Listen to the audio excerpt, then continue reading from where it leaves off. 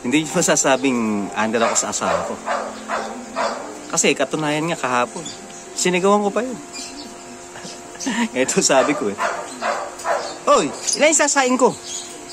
Ganun. Eh syempre mahirap na. Hindi ko alam kung ilan yung sasain ko. Mapagalitan pa ako, mahirap na. Kaya naabala pa ako. Maglalaba pa ako, mag-uurong. E de, paano ako makakatapos sa gawain ko? Kaya mainam na yung malinaw. Kaya mahirap. Playing safe tayo mga lods tayo. Playing safe tayo.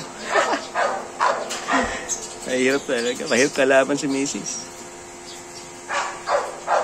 Alam mo naman, ang mga asawa ang laging tama.